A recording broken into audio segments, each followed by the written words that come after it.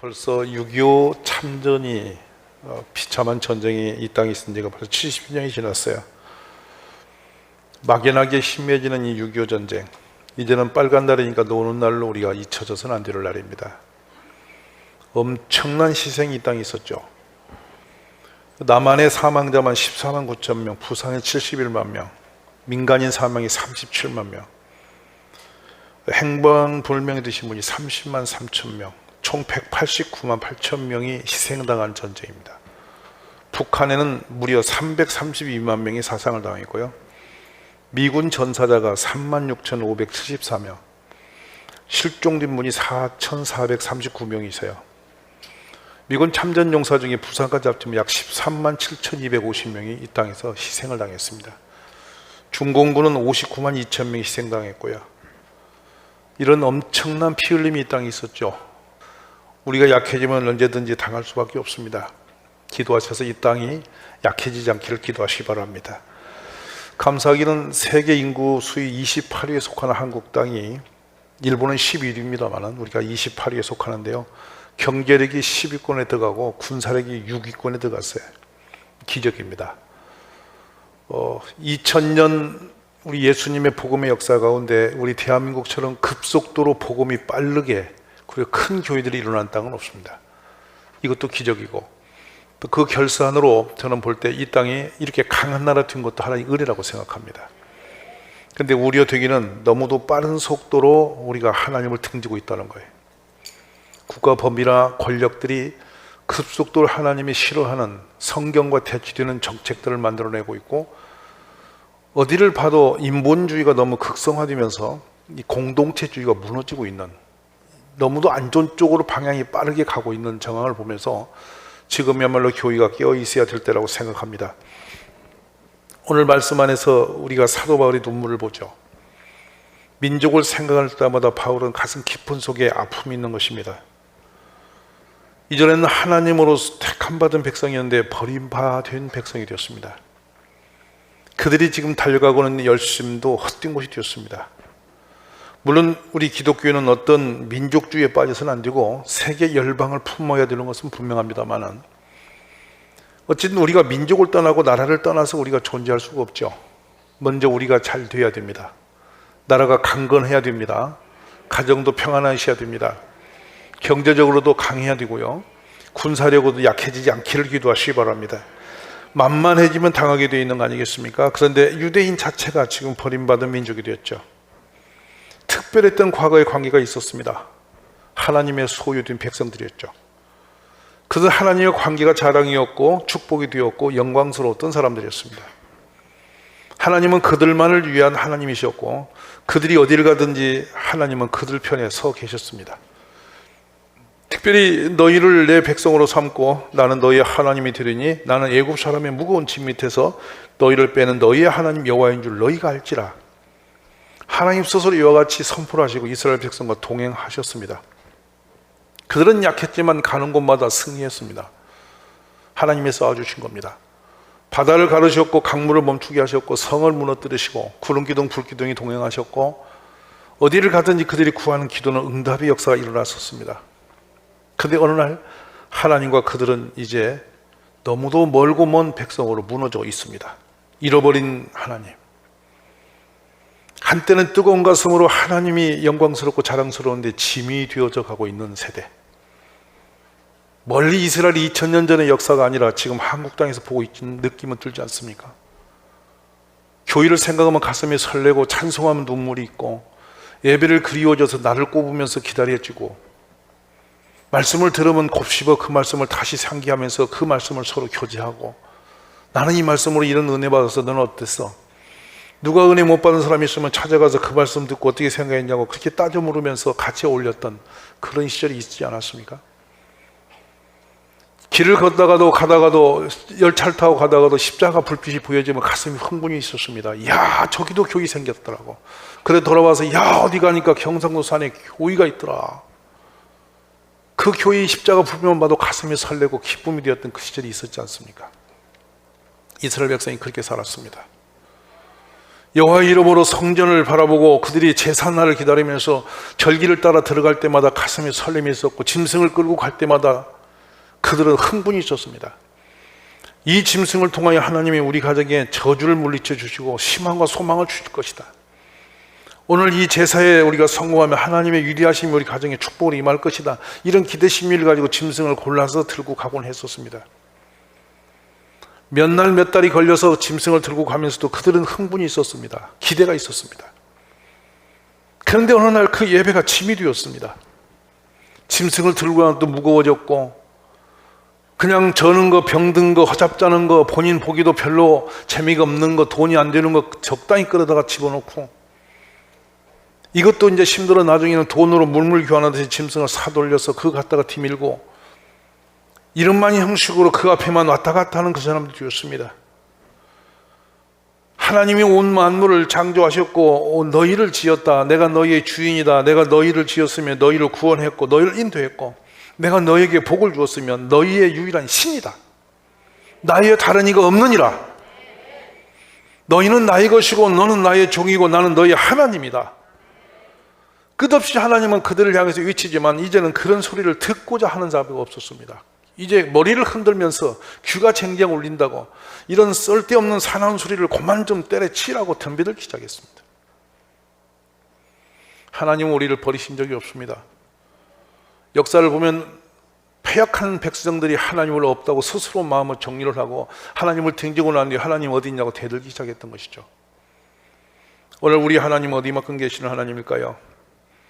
내 이름으로 불려지는 모든 자 곧 내가 내 영광을 위하여 창조한 자를 오게 하라.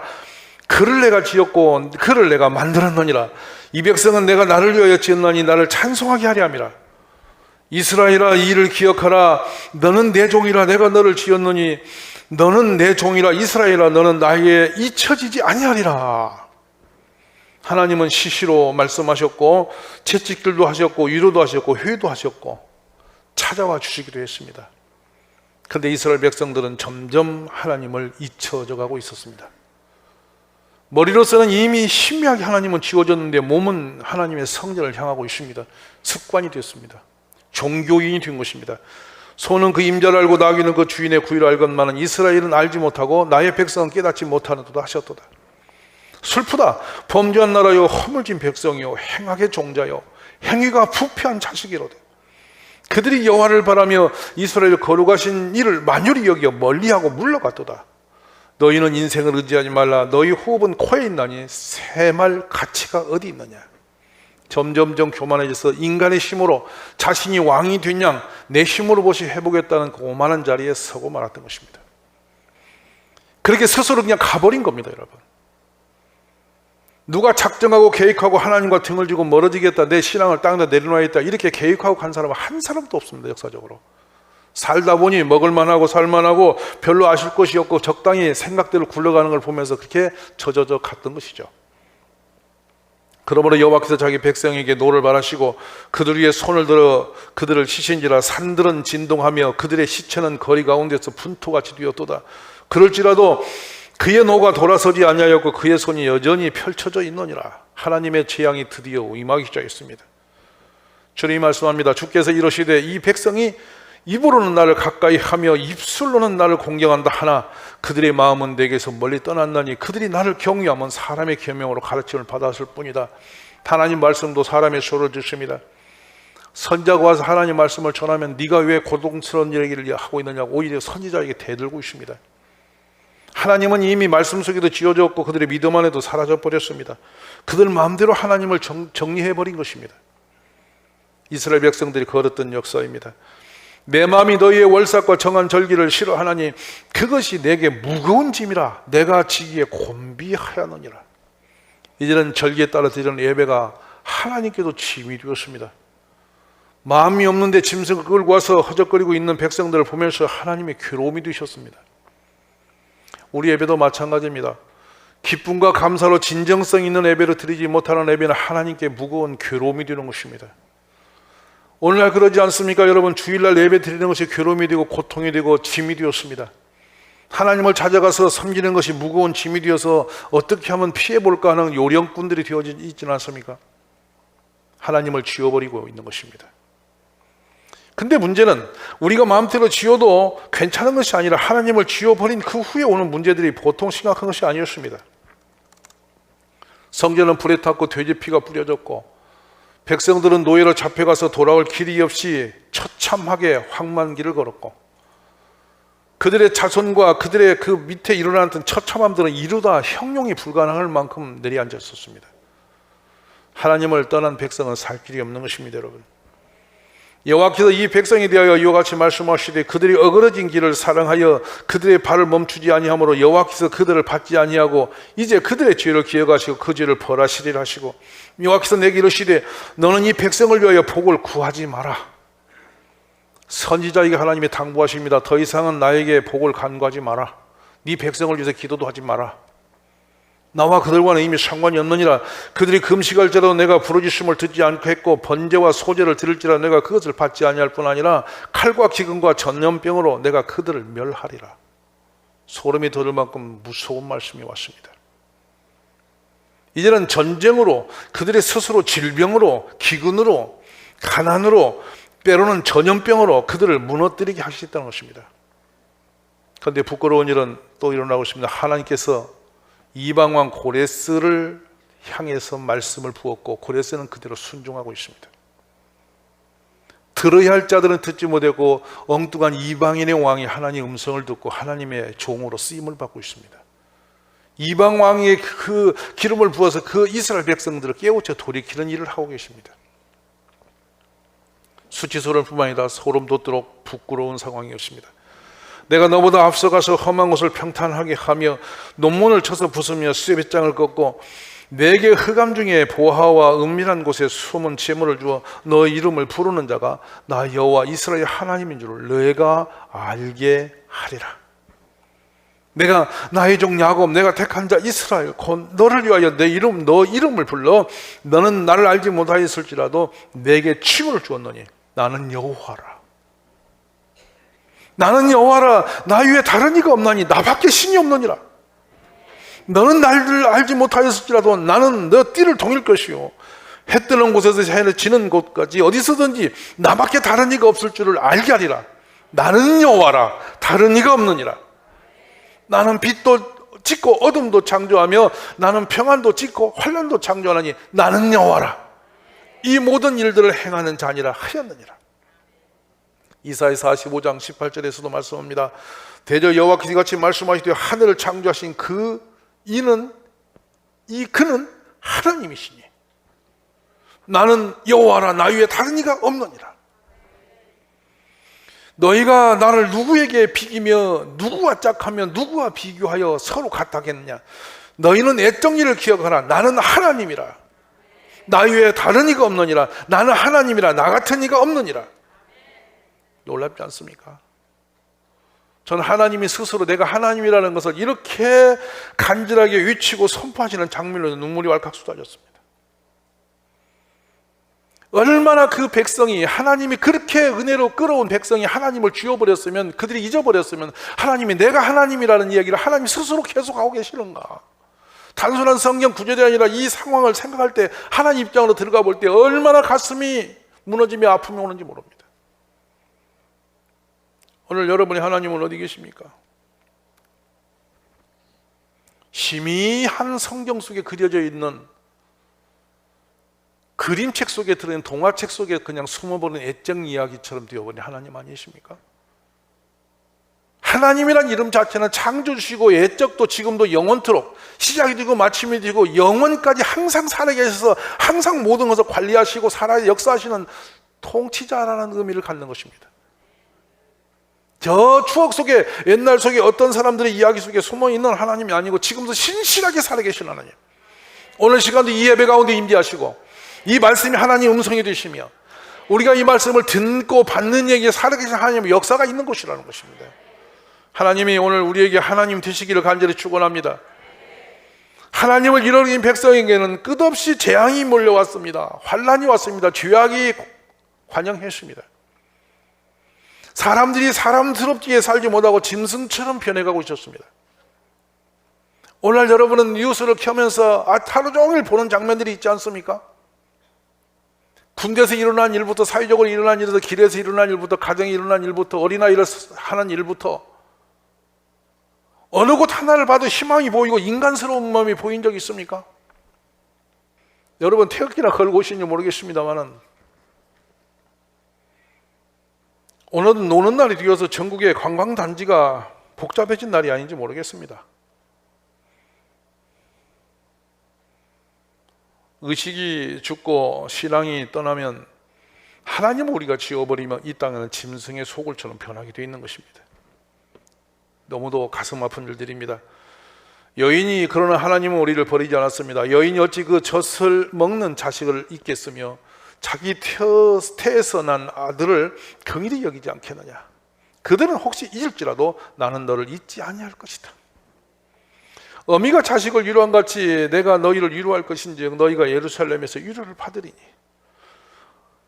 너희가 자식을 위로한 같이 내가 너희를 위로할 것인즉 너희가 예루살렘에서 위로를 받을 것이다. 우리 하나님은 번복적으로 위로하실 것과 잊지 아니하실 것과 다시 회복하실 것을 선언하고 계십니다.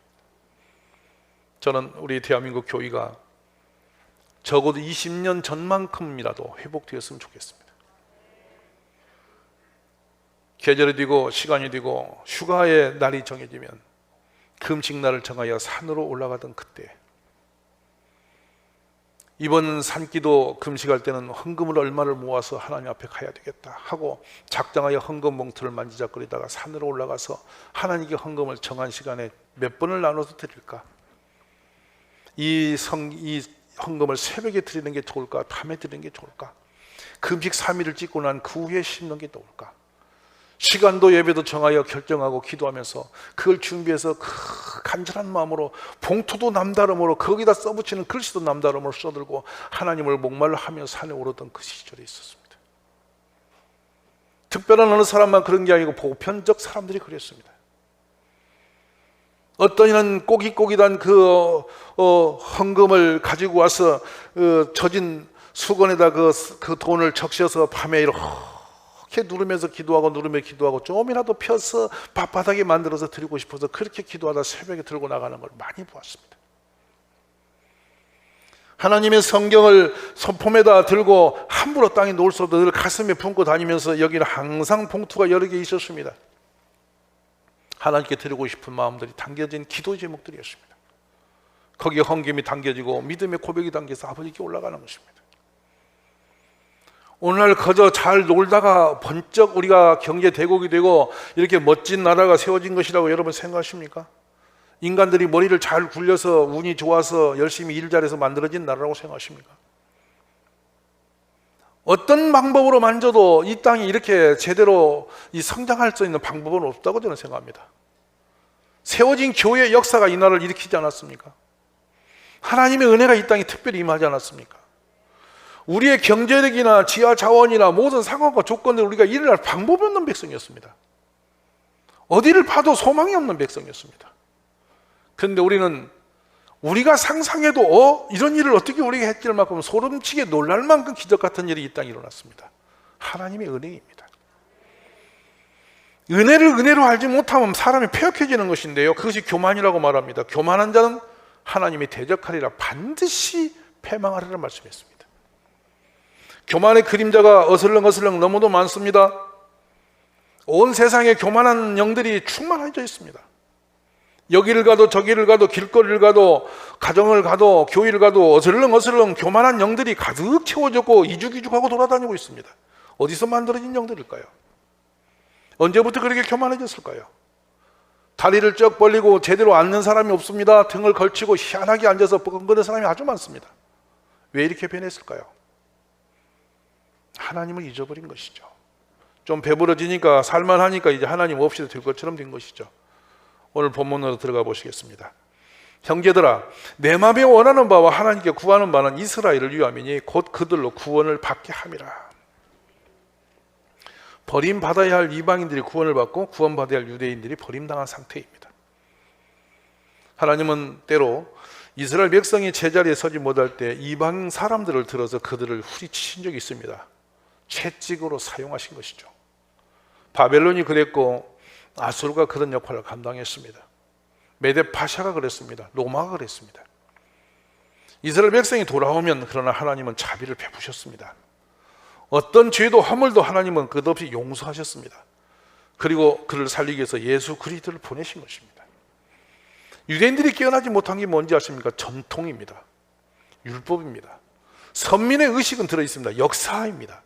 그래놓고 그걸 붙들고 진정을 봐야 할 예수님을 못 만나고 있는 것입니다. 이것이 사도 바울이 애통해하는 장면입니다. 오늘 이 시대에 우리 땅이, 이 대한민국이 살아나고 우리 가정이 살고 교회가 살려면 우리가 예수님께 돌아가야 됩니다. 우리가 예수님을 만나야 됩니다. 예수님을 저 등거리 놓고 추억 속의 어떤 분이 아니라 오늘 또 신실하게 나의 주로 영접하십시오. 마음으로 하나님께 멀어진 내 마음이 있거든 마음을 돌이켜서 주님께 다가서시기를 간절히 원합니다. 바울 사도는 이야기를 합니다. 2절에 보면 내가 증언하니 그들이 하나님께 열심은 있으나 올바른 지식을 따른 것이 아니니라 그랬죠. 무서운 일입니다. 뭔가를 했다는 것입니다. 열심으로 종교생활을 한다고 뛰어다녔습니다. 그러나 그들은 방향을 잃어버렸습니다. 예수님을 놓친 것입니다. 여러분, 길이요 진리요 생명 되신 예수님을 놓친 열심을 낼수록 문제가 생기는 것입니다. 우리가 예수님을 향해서 바르게 회복되어지는 교회가 되기를 기도하시기 바랍니다. 바울의 애절한 납품, 애절한 고백, 애절한 간구, 이스라엘 백성이 돌아오기를 고대하는 것이죠. 민족을 사랑하는 마음이 그 안에 충만해 있습니다. 자신도 유대인인 것이죠. 이방인을 위해서 사명을 받았지만 그 가슴 깊은 곳에는 그 자신의 민족이 하나님께 돌아올 간절함으로 몸부림하고 있는 것이 보여지는 것입니다. 그런데 인간의 몸부림과 노력으로는 불가능한 것이죠. 우리의 신앙은 고백과 행함이 있어야 되는데요, 우리의 믿음으로 말미암아 구원을 받는 진리가 있어야 되는 것입니다. 우리 마음대로 신앙을 그려내서는 안 되는 것입니다. 우리가 종종 가장 위험한 게 뭔지 아십니까? 내가 신앙생활에 어떤 수를 만들어 놓고 그렇게 나는 이 정도 그리고 그 정도로 생활해 버리는 것입니다. 어림도 없는 일입니다. 자기가 하나님이 되어버린 것이죠. 사랑하신 여러분, 내가 만드는 신앙의 어떤 경중과 노선을 결정해서 나는 요만큼 가고 이만큼 하리라, 그런 오만방자한 것은 신앙이 아닙니다. 하나님을 조롱하는 것이죠. 하나님의 틀 안에서 하나님이 원하시는 노선으로 하나님이 가라는 길을만큼 순종될 때 믿음의 역사 일어나는 것입니다. 우리의 삶이 헷갈리지 않기를 간절히 바랍니다. 교회 생활에 조금 익숙해지면 사람들이 요령을 부리죠. 나는 요만큼만 하리라, 나는 주일날만 갔다 오리라, 나는 헌금도 요만큼만 하리라, 봉사도 요만큼만 하리라, 나는 이밖에 안 할 거야. 자신이 임금님처럼 싹 그림을 그리고 다닙니다. 그리고 겉들이 하나님을 가둬놓고 우스꽝스럽죠. 신앙이 아닙니다. 유대인들이 걸어서 무너진 길이 바로 그런 거였습니다. 나는 짐승도 이런 짐승만 갖다 놓을 거야. 나는 절개도 이 자리만 갈 거야. 자신이 경한 노선을 마당만 밟고 살금살금 다니면서 신앙 종교 생활에 익숙해져 있는 것이죠. 하나님이 그래서 역겹다고 문을 닫으라고 그랬습니다. 오늘 우리들이 세월이 흐르고 신앙이 커질수록 어린아이처럼 순결해지는 신앙이 되십시오. 어떤 쓸데없는 인간의 틀을 만들어놓고 그 속에 자신이 뭔가 그림을 그리지 마시고 단순해지시기 바랍니다. 예수 그리스도 안에 고백과 순종됨의 삶이 일어나기를 기도하시기 바랍니다. 저는 오늘 말씀을 대하면서 늘 마음에 오는 게 하나 있습니다. 우리 많이 참 교만해졌구나. 많은 교만한 자들이 많아졌구나. 몇 년 사이에 극도로 교만한 사람들이 많이 일어나고 있구나. 이 생각이 피할 수가 없었습니다. 겸손해지시기 바랍니다. 초심으로 돌아가시고 어린아이의 마음으로 돌아가시기를 간절히 원합니다. 그래서 말씀을 기억하십시오. 사람이 마음으로 믿어 의에 이르고 입으로 신하여 구원에 이르느니라. 만일 내 입으로 예수를 주로 시인하며 또 하나님께 그를 죽은 자 가운데 살리신 것을 내 마음에 믿으면 구원을 받으리라. 얼마나 감동적인 말씀입니까? 오늘 우리 온 가족이 구원의 축복과 하나님의 신실하신 기름 부으심이 가정마다 임하시기 원하며 우리의 신앙이 어린아이처럼 애적 신앙으로 다시 회복되어지는 날이 되시기를 주의 이름으로 축원합니다. 불과 10수년 전 이전에 대한민국에 우리 선진들이 걸었던 그 믿음, 그 믿음의 역사의 발자취가 다시 회복되어지기를 기도하시기 바랍니다.